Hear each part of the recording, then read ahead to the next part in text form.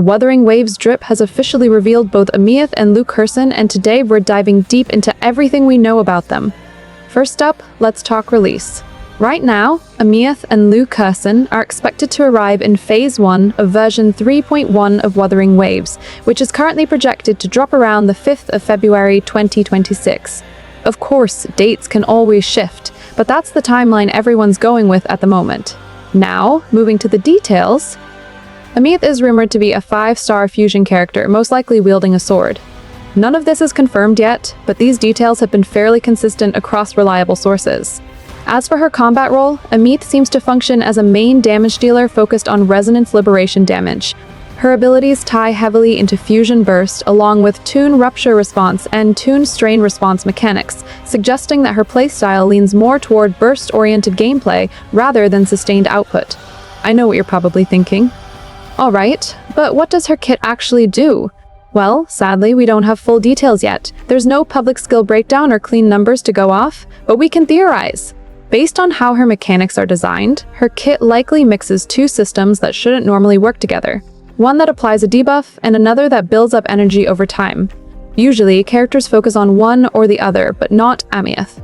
Her entire playstyle seems to revolve around timing, bringing both systems together perfectly for massive bursts of damage.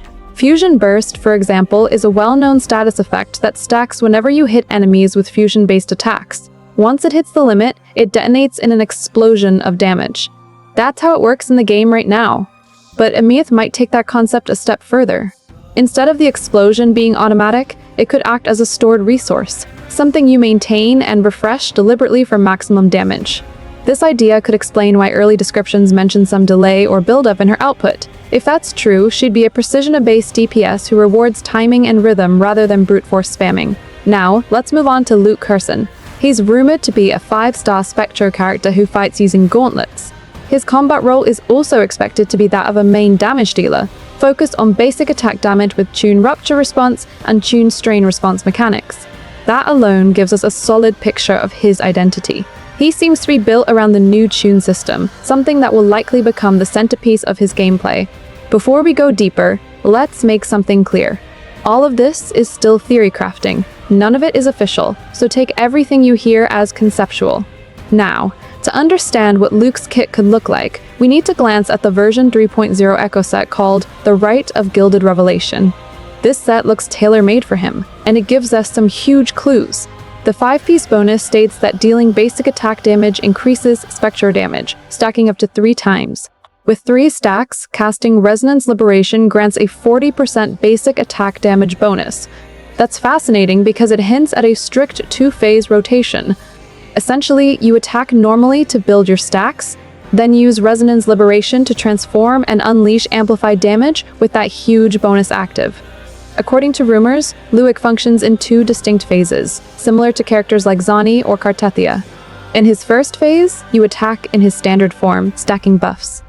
Then, when you cast Resonance Liberation, he transforms into his mecha form, bringing that powerful 40% bonus into play. Now here's where things get interesting. Unlike many hypercarry characters who just buff their own stats, Luuk seems to scale based on enemy states. If a target has the strain debuff, his mecha damage likely ramps up even more. That means the timing of your transformation matters. You'd want to shift exactly as the enemy's shield breaks to take full advantage of those response multipliers. It's a technical, skill-based playstyle that rewards smart timing and mechanical awareness over simple button mashing. And that's pretty much everything we know, and everything we can speculate, about both Aemeath and Luuk Herssen so far. I hope you enjoyed today's breakdown. If you did, don't forget to like, share, and hype up this video. I can't wait to see you all in the next one.